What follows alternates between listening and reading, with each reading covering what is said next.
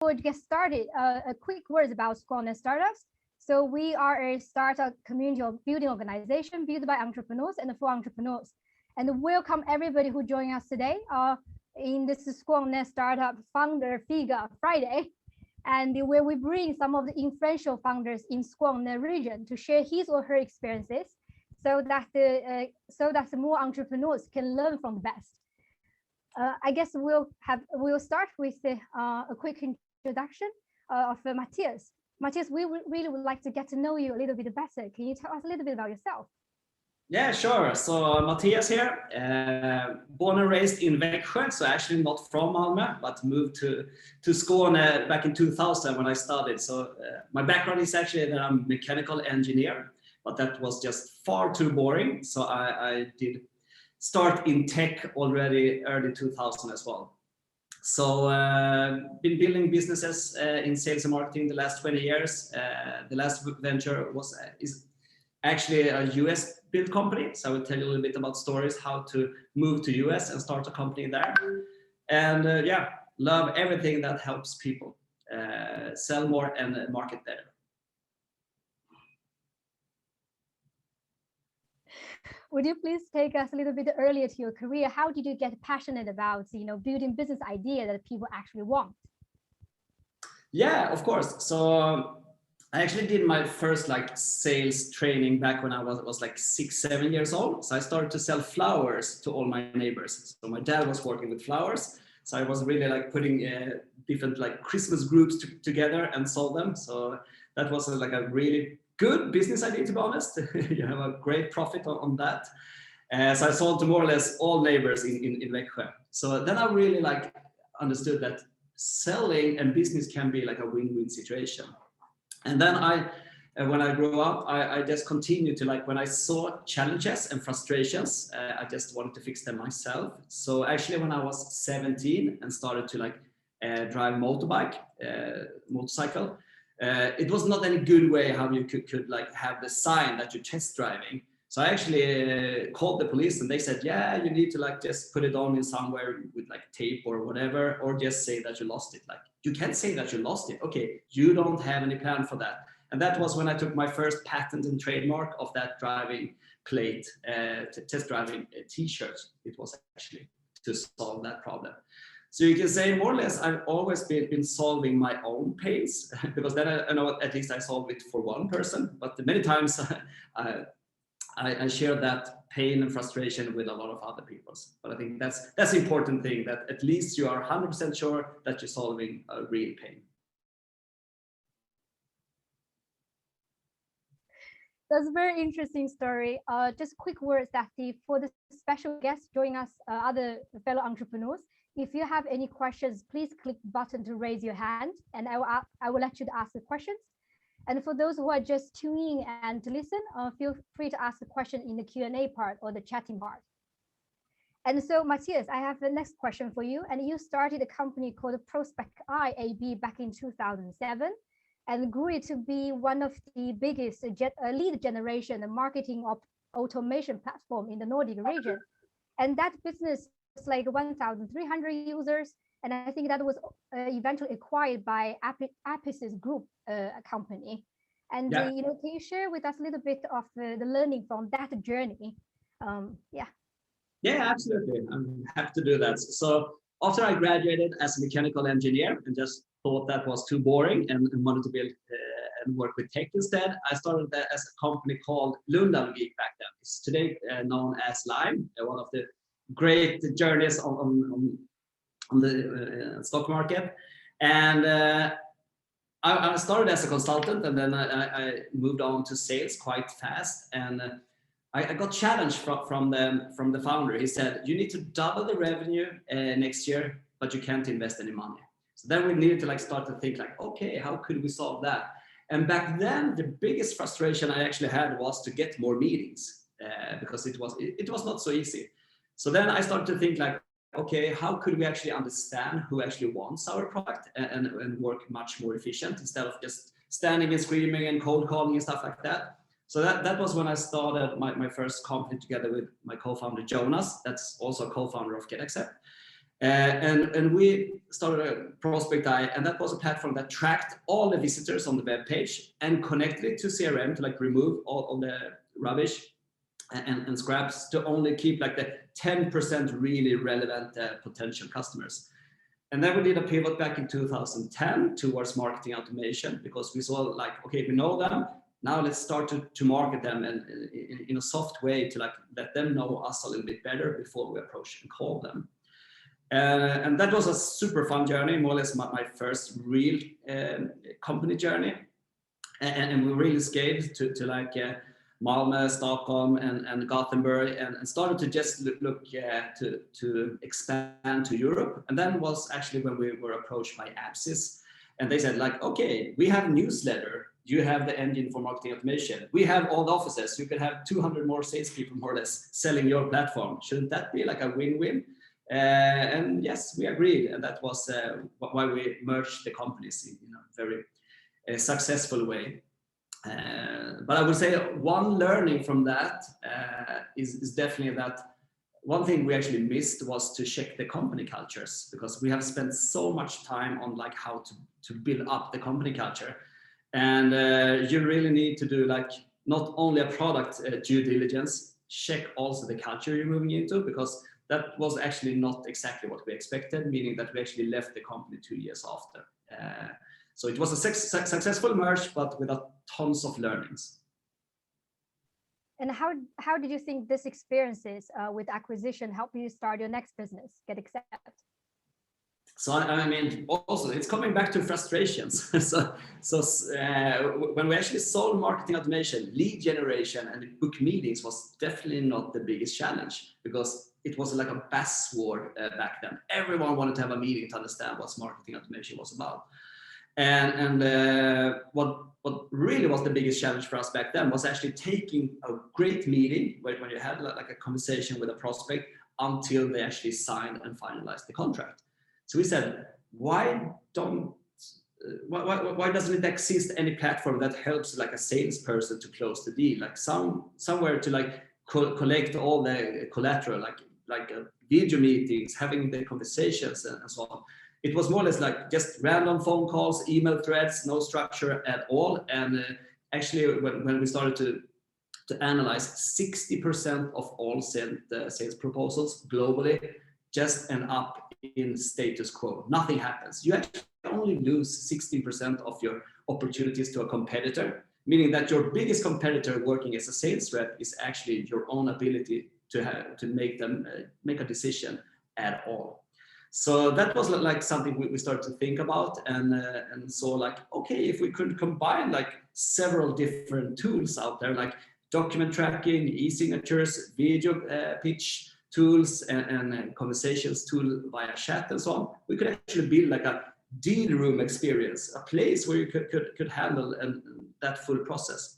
And of course, like when you're sitting in Malmö, like, okay, does that exist? So we actually went to San Francisco and said, if it exists, it's definitely someone in San Francisco coming up with that idea. So we met a lot of investors, and everyone said like, it's crazy.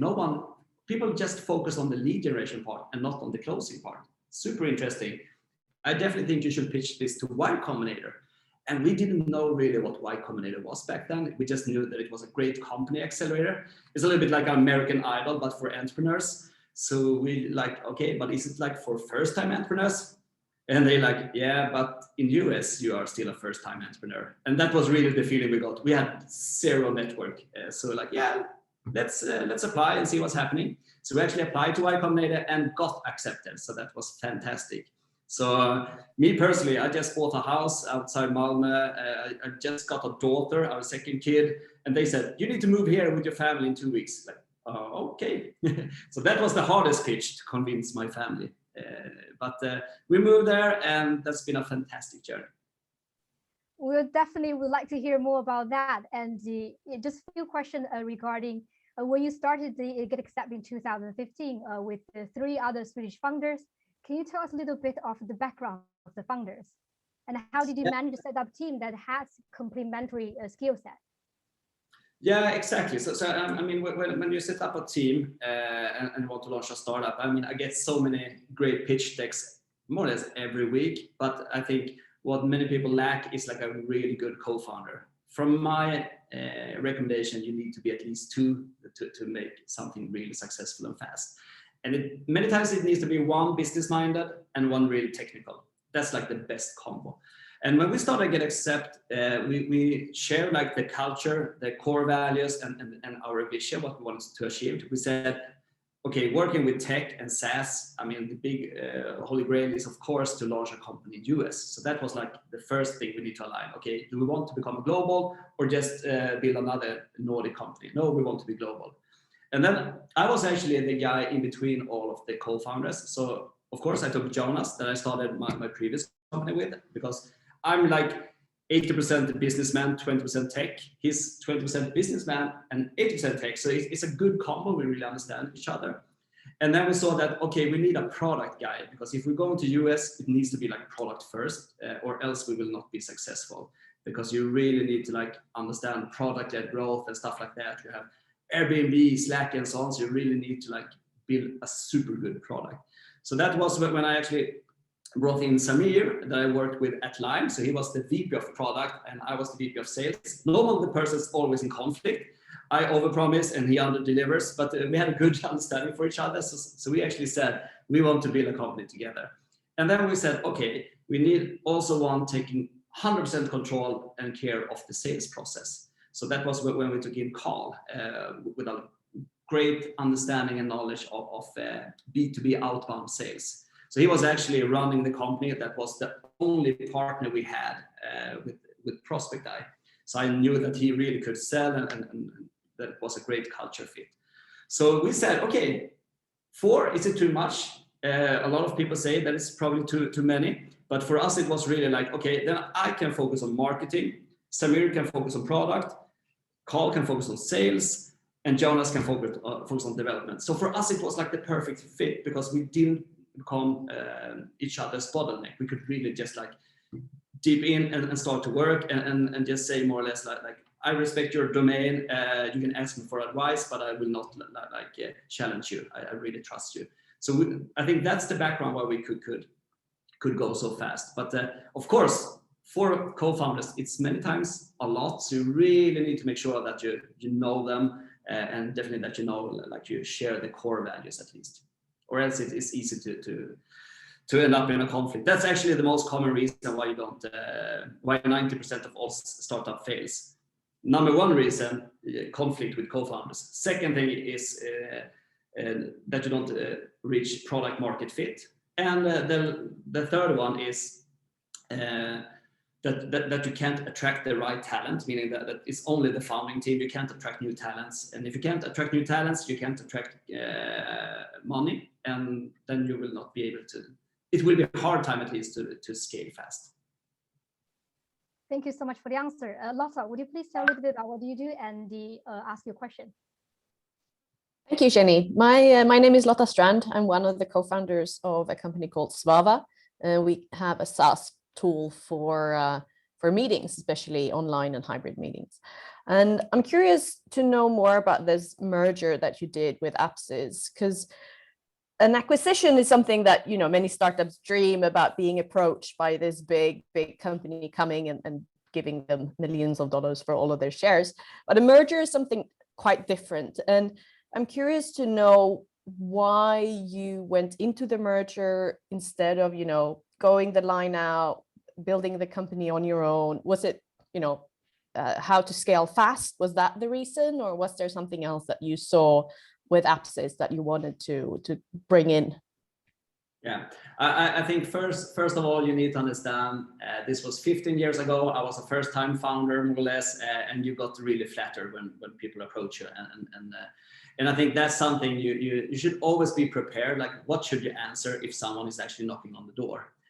Because we were definitely not prepared. And the reason why we did it was really that always my dream. I never dreamt about money. That's not the passion or driver for me. It's really about changing things and changing things fast. And when we talked about the story that we could access like 150 salespeople instead of only our 20, that really like, oh my God, we can really scale fast now. So it was really that story that made us make the decision to access more resources. And back at Lime, I was responsible and involved of opening up both Denmark, Norway, and Finland. So I know the hassle, I know the challenges of opening up new countries. But I didn't learn enough because we have done that again with GetAccept. But however, I saw that will take at least like 2-3 years to fix. So this was like a shortcut to just scale faster. And I think it was great also. It was not like a traditional acquisition that they just like, it was a combination of like cash and shares. So that really made me be involved and still be a part of the journey. Yeah, thank you. Thank you, Mathias. Prudence, please say a little bit about what you do and what is your question? Yeah, absolutely. Yeah, I'm Prudence from Manja Health. We are a search and booking platform that is really disrupting healthcare in Africa. And my question is on the team. You talked about you and your co-founders. At the early stage, were you all working full-time? And how were you financing that? Did you have some pre-seed funding, or was it founder contributions? Thank you. Thank you. That's a very good question, because I think that's one of the trickiest parts when you want to start a company. Like, okay, how should we start? How should we finance it? Of course, we were a little bit fortunate that we just sold the previous company, so we could actually make like the first part, found that part ourselves. But for us, it was super important that we start 100% directly, because like that hybrid, that's very hard, and it takes a lot of like energy and I mean, actually 3 of us 4, we had 2 kids each, so it was not like the perfect timing. If you ask like, oh yeah, everyone just got their second kid, should you start a company together? Probably not, but we just did. We have very good wives. So that's our passion. So for us, it was really starting directly, and we run it like the first 1.5 year super bootstrap, because that's really what we love. So one of our core values is actually do more with less, to like really be efficient in a good way. And I mean, you need to work hard. We worked day and night the first year. I think we worked in average like 16 hours per day and 6 days per week. So that was the agreement we had. Okay, great. Thank you. That is a small apartment. That is the 996 Chinese culture, 9 to 9 and the 6 days per week. But yeah, Mathias, when you're talking about going to the US, I'm wondering that with lots of Nordic founders I work with, they usually prefer to have their roots in the Nordic countries, and then they will expand slowly to other European countries, and then probably to the US market. But with GetAccept, you guys decided to enter the US market from the very beginning. What was your thinking back then, and what made you decide to do that? I mean, I've seen that many times as well, and I've seen so many ones fail. And I think the reason why so many fails is that they just like start and try out US like a side business. They just add some money, maybe put like 1 or 2 feet on the ground and hope for the best. If you want to be successful in US, it's such a big country. You need to remember, just California, Sweden is 1/10 of only California. So Sweden is so small. So if you really want to be successful in US, you need to like move there and dedicate yourself and give yourself the chance to become successful. So for us, it was like, okay, we need to move there. We need to understand the culture. We need to definitely understand and build up the network. So for us, it was no discussion at all to stay in Malmö. So all of us moved to San Francisco, and then we actually hired 1 person instead in Sweden. So we had Sweden like a side thing, because we have a quite good network and we could manage it at nighttime also from US. So we actually worked 2 shifts. So during daytime, so our days was like that. We hired a small apartment, and then we actually bought like photo cameras and photo lights. So we actually could have like daylight during nighttime as well. So then we worked from like 9 to 5, and then we got home, played a little bit with the kids, and had some dinner with the wife and so on. At 9 o'clock, we went back to the office, because that was actually when Sweden and Europe opened up again. And then we worked from like 9 to 3 in the morning. And then we did like that 6 days per day, 6 days per week. So that was a really tough time, but it was needed to make that happen. So I think when you start company, of course you don't need to like always put in so many hours, but it's a hard work. It's tough. I think the founders who are listening right now with us, you guys know what to do. Get some strong lights and work day and night. But I'm curious, like we were talking about the Y Combinator, and how did experience in YC really change your perspective or your approach in building a SaaS business? I mean, we thought we knew how to build a company, and we definitely did, but how to build like a bootstrapped company in the Nordics. Build a company in US is something I wouldn't say like totally different, of course, because it's always like about product market fit and so on. But the difference in if you're building a company in US is that it costs so much money. I mean, hiring people is like 3 times the price of hiring a person in Malmö. And if you want to scale fast and hire people, you need money. So then you really need to like go to VCs and start fundraise. And we didn't have any experience of fundraising. So that was really something we learned from Y Combinator. So they helped us a lot with like pitch deck, network, and so on. So very thankful for that, because or else it would be a huge struggle for us. So I think we learned a lot. And the mentality in San Francisco is everyone wants to help you. Even if they like close to competitors to you, they're open to help you.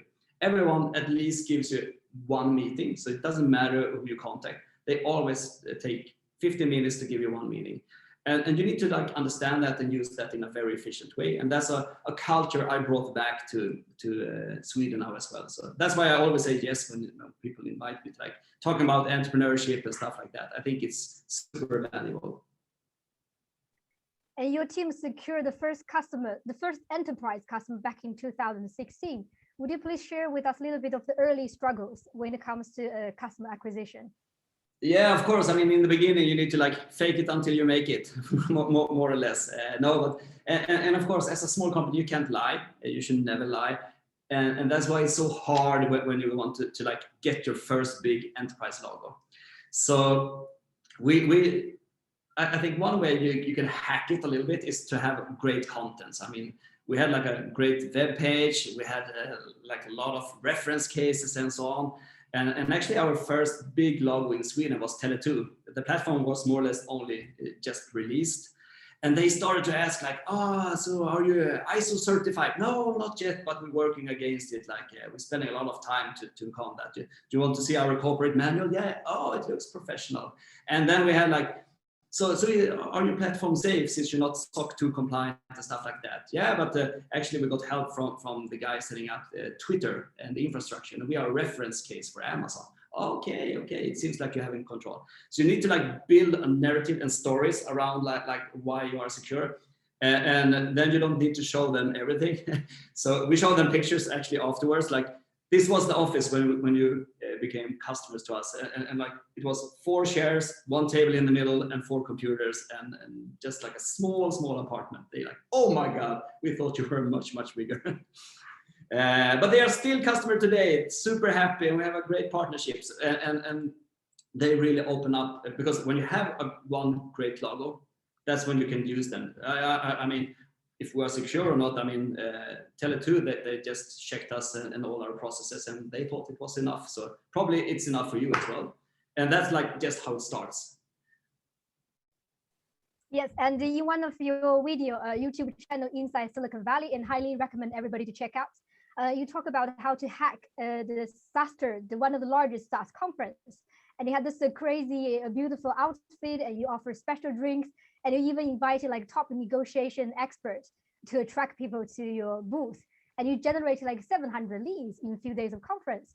But how has your like B2B sales approach changed during the pandemic when people cannot meet in person?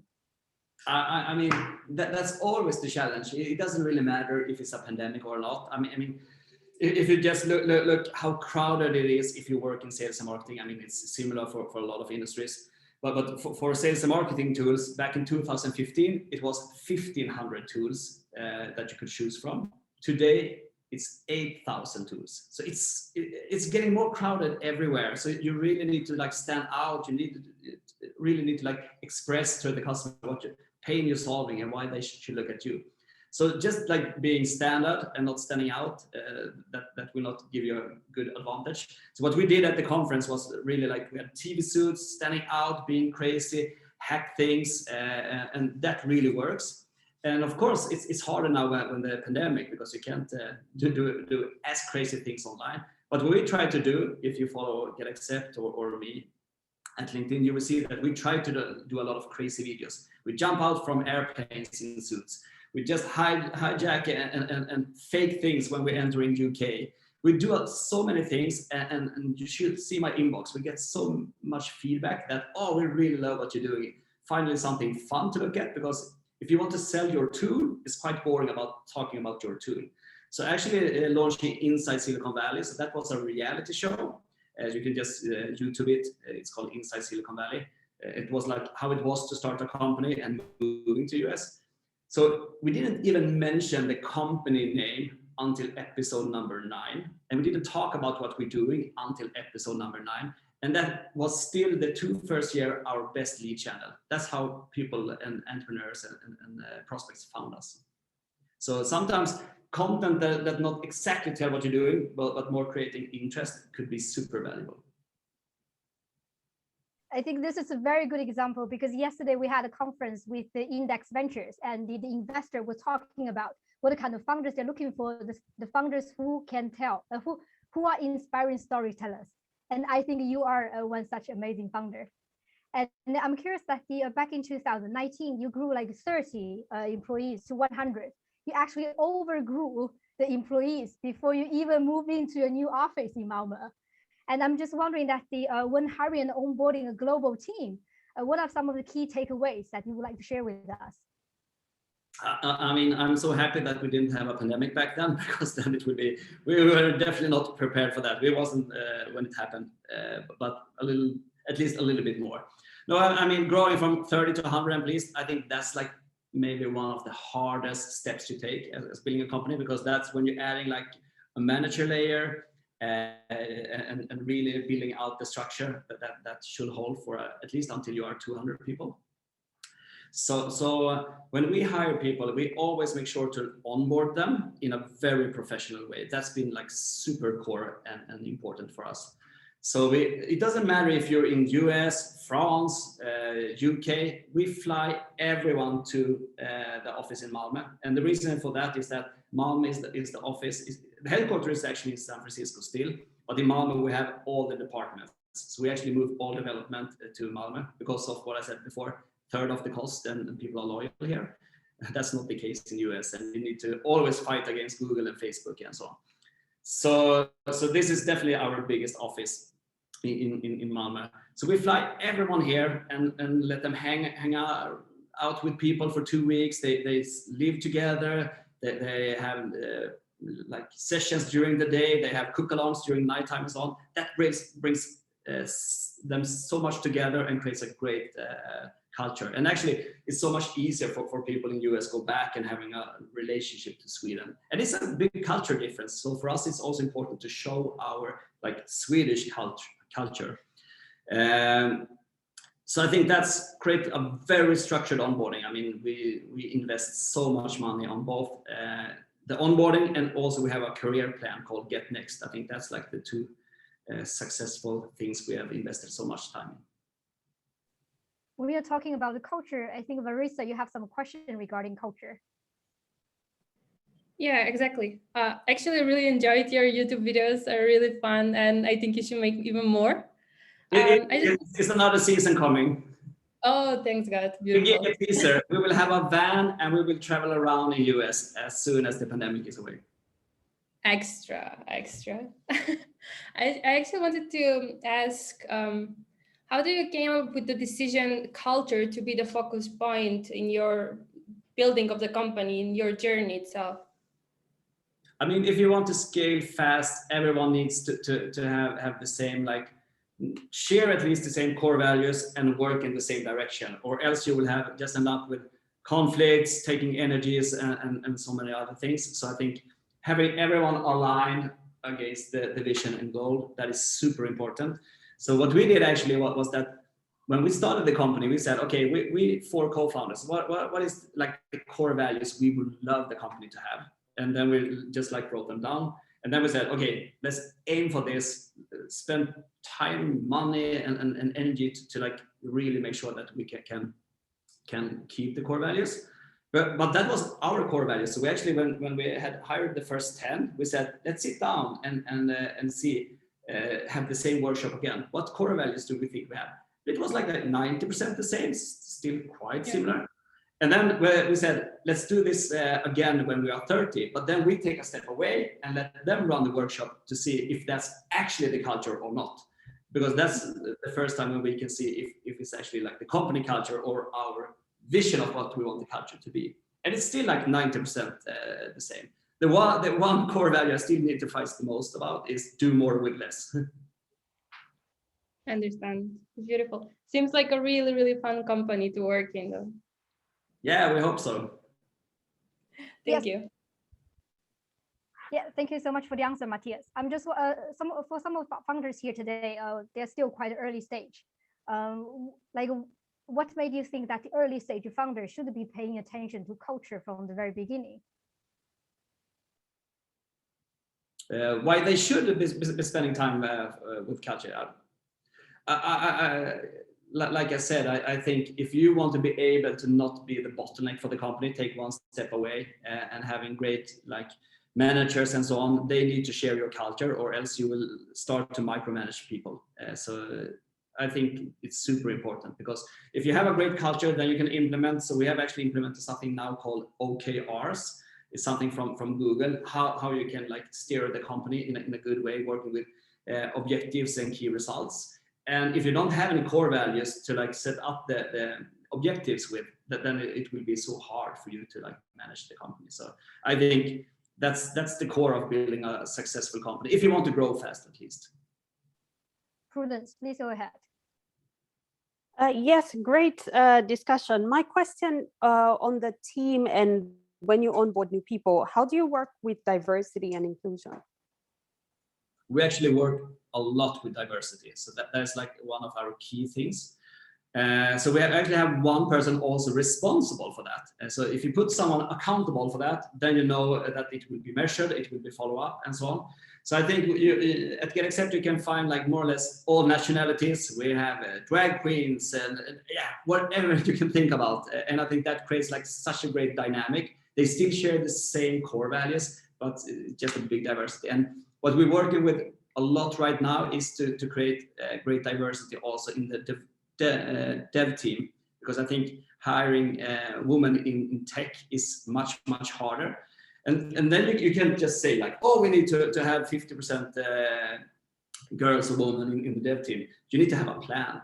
So that's why we have initiated like partnerships with Ping Programming. We're having a person responsible for that. We're making surveys with all the employees how we can be better. Like you need to make people both accountable and be able to start projects and set away time for that. You can't just say that. So we work a lot with diversity. And actually when we were 30 people, we hired a person, she's called Stephanie, she's still with the company. And her title and role was culture hero. She just worked with making sure that we had a great culture. That was a full-time position. Great. Fantastic. Miguel, you have a question.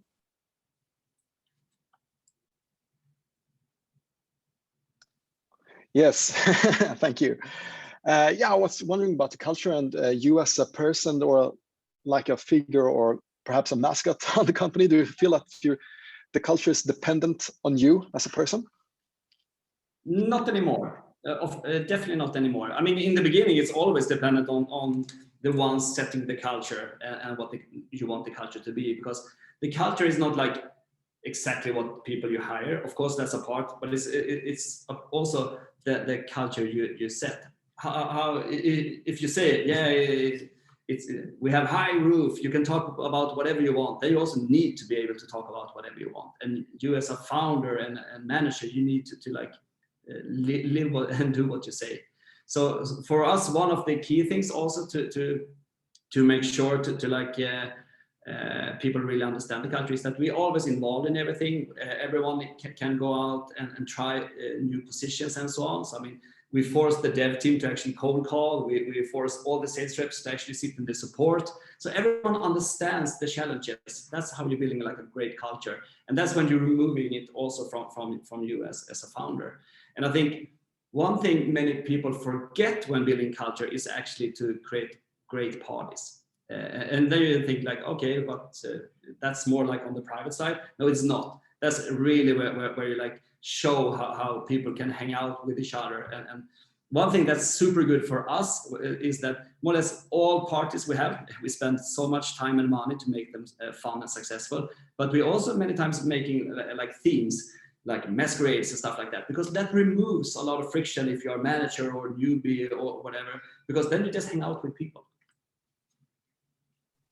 That's fascinating. I know that in one of your interviews, you talked about that you're still the responsible person for organizing parties in your company right now, right?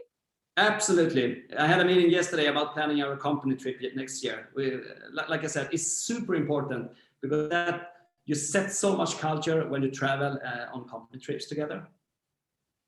Fantastic. Now I would like to move the discussion a little bit on to the venture capital part. And I think you raised your seed round of $1.6 million back in 2017. And what was the stage of the company in terms of the product development or revenue or other metrics that enabled you to raise that amount of capital? So, I mean, you can say more or less that we have done 3 fundraising rounds. So the first one was the seed round, and it just came natural after Y Combinator, because Y Combinator ends that you pitch for 560 investors at one time. So never been that nervous. So after that, we raised our first seed round, and I think it was like 500,000 in revenue, in annual recurring revenue. That's how you measure that, like SaaS business. And of course dollars. I only talk dollars now. It's so much easier. And then we decided to raise our Series A. And normally you say that you raise the Series A between 1 and 3 or 1 and 4 million in ARR. I think we had like 3, more or less. So we raised our Series A, and then that was when we brought in DN Capital, a really successful VC fund from UK. And what we learned when we sold our previous company was really to do a super due diligence on DN Capital. So actually one of the well-known founders here in Malmö, Hampus, he was actually referenced because they founded his company Brisk, that you may be aware of, that they turned down. And the best reference case you can have is actually to check VC firms how they behave when your company struggles.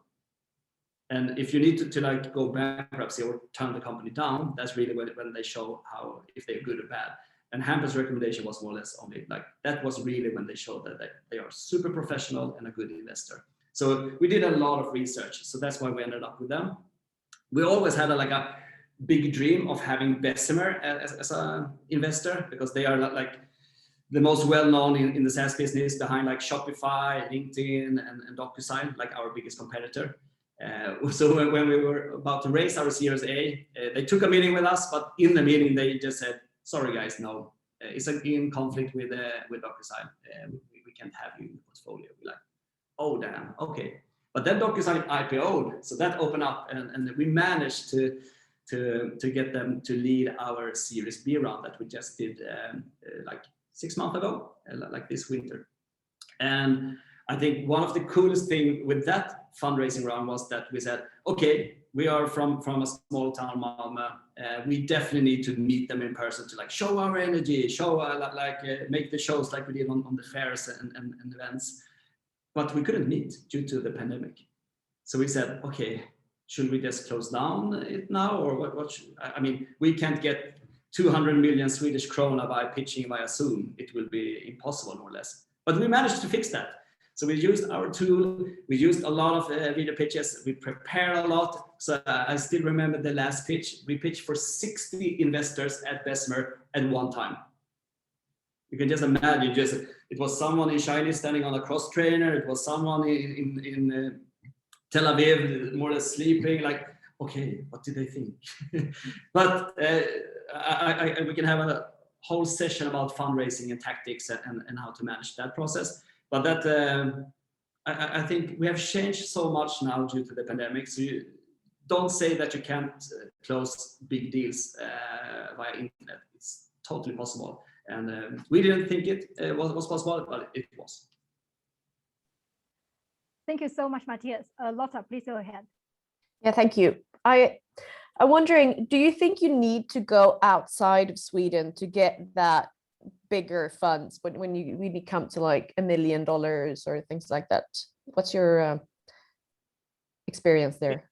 It depends so much on what you want to do.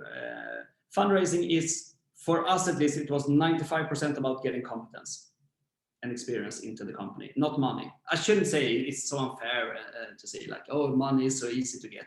Sometimes it is, sometimes it's not. Now it's fairly simple compared to like 4 or 5 years ago, but still it can be very hard if you're in a crowded space and so on. But however, I think it's so much more important about what's your plan, what's your roadmap. So for us, like I said in the beginning, we want to become product-led growth. And the best investors in the world with the best portfolio companies with product-led growth, it's Bessemer. And already now, 5 months in, we have talked with so many companies. So like we just redid our pricing and packaging. They just like brought all the specialists from US, like the ones behind Slack, Stripe, Pipedrive, Soho, like talk with them. Like, okay, thank you. So I think how you can use them is so much more valuable. And if you don't have any plans to go outside Nordics, I mean, we have many really good investors in Sweden and in the Nordics. So you definitely don't need to go there. But for us, building our first company in the US, not that experienced about that, that's when you need more help. And you need to ask for help. And if you ask for help, you get help. So taking a Swedish VC firm for us is more or less, okay, they can help us in Sweden, but not maybe so much with our expansion in the US. That's our focus. Thank you. And Mathias, yes, Mathias, you have been down both paths. You've been bootstrapped your company before and you raised $20 million. And I'm just wondering that the bootstrapping or, try to raise venture capital, in your perspective, what are the pros and cons? I think you need to understand and you need to bootstrap your company in the beginning. And I think if you don't know how to bootstrap your company, you don't know where to invest the money. So I think that's like the best learning you can have. So when I personally invest in companies, I make sure that they understand how it is to run a bootstrapped company. So I mean, Prospect, I was totally bootstrapped all the journey. So it was more or less like, okay, we earn some money, we invest it in the product, we give the employees salaries, we invest in marketing. Is there something left? Then I can have a salary. That was like their mentality and attitude in that company. And that makes you really understand how you need to like prioritize. And one of the events at Y Combinator was actually how to start a company and scale it. And they didn't even mention like bootstrap as one possible way to scale a company in the US. They said like you need to fundraise. We like, no, you don't. I mean, we have a lot of great examples here in Sweden that actually bootstrapped and really big now. But in US it's different. That's, I shouldn't say the only way, but it's very few bootstrapped companies in the US because of the salaries and so on. But I wouldn't say don't raise money if you don't know where to spend them. And that's the question the investors will ask you as well. Why now? And what you will use them for. That's the two hardest question to answer. Probably you know your pitch and what problems you're solving and the team and so on. But why now and what to use them for? That's the things you need to probably spend most time to come up with a good answer. And Mathias, I'm wondering that with one of your competitors, DocuSign, going public, and what is your plan or vision for GetAccept in the near future? Going public is definitely not any goal for us. That we maybe end up going public, who knows? But to answer a little bit the question that someone asked before, like why did we sell and so on, for us the goal now is just to build this company as big as possible, to really help people to change. That's what drives us. That's what makes us put in so many hours and really enjoy it every day. For me, it's more like, I mean, we have a lot of companies knocking on our door for acquisition and merge and stuff like that. It's more like, if that happened, what should I do then? This is the best thing I know. I don't want to go back and like sit and come up with a new idea. This is the most fun thing you can do, scale a company. So to answer your question, we don't have any plan. We just want to continue to grow. And I think that's important. I meet too many founders with a plan to just sell the company. And if that's the goal, then you should do something else. Then you can become banker or buy Bitcoin or whatever.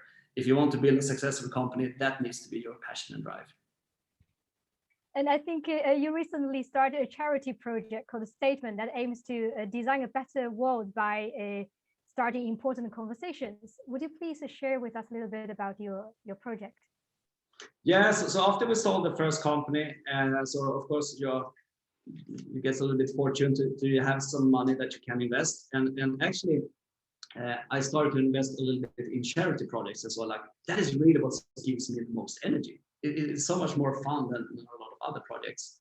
So I started to discuss a little bit with my wife, like, what about if we could come up with a cool charity project that was a combination of like tech, SaaS, and fashion. I always love fashion as well. So that was when we came up with the idea behind Statement Charity. So it's actually that we have famous people designing t-shirts in limited editions. We use blockchain technology to track everything from where the cotton is taken, from what field, which people are involved in building it. So we actually connected to like different fabrics in Pakistan. So that's like a charity project itself. And then you can actually track it, where the money ends up in what project, and that the money is actually delivered.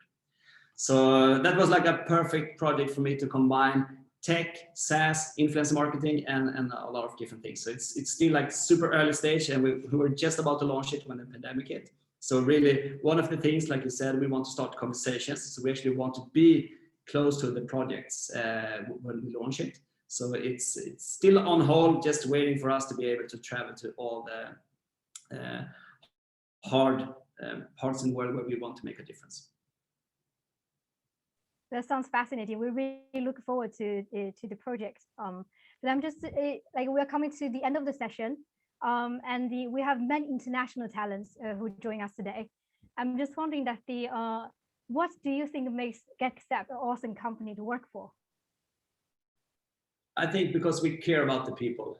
You spend many times more time at the office compared to like with your family, or at least 50-50. So it needs to be fun. Life is too short to be bored. So I think we care so much about the people, and I think that's and we also make sure to challenge them. So really like make them to think about how they can grow within the company instead of like needed to go outside. So I think that's why we are quite successful and a very high retention on our employees. So the audience who are still with us, please go to GetAccept career page to take a look. I think there are many new positions opening up, right? Yeah, we're hiring about 50 people every quarter. So we will probably have a lot of opportunities open for you as well. So yes, for our guest founders, do you guys have any more questions? Vala, you haven't introduced yourself. Probably you can, yeah. Hi. Thank you for giving me the time. So Mathias, I know you from before. We've worked together, we've crossed paths many times, and I love that this world is so small. You hear so many names that you've come across, and that GetAccept has been a true inspiration, really going and becoming one. I think it's only 4 companies from Sweden that made it to Y Combinator, and I think it's amazing to see the numbers of how Sweden is taking a stage on the global market when it comes to investments. About me, just short. So yeah, I'm from Sweden, from Helsingborg. I grew up here. I've worked in tech for the last 15 years, startups all the way to Google, and now I'm building my own company. So I'm very excited about learning from experienced and successful entrepreneurs. Thanks. Thank you. Yes, as we're coming to the end of the session, Mathias, thank you so much for joining us today. For those who would like to know more about the GetAccept, please go to their website, check it out. Thank you so much for joining us today. Yeah, thank you guys. Perfect. Looking Thank forward you to so meet much. you. It was really great. Yes, Mathias, you have some final words for the entrepreneurs. No, I was just about to say, feel free to swing by our office. It's open for everyone. Of course, it's pandemic now, so it's a little bit strange situation, but when it opens up, feel free to come by and just send me an email or LinkedIn mail.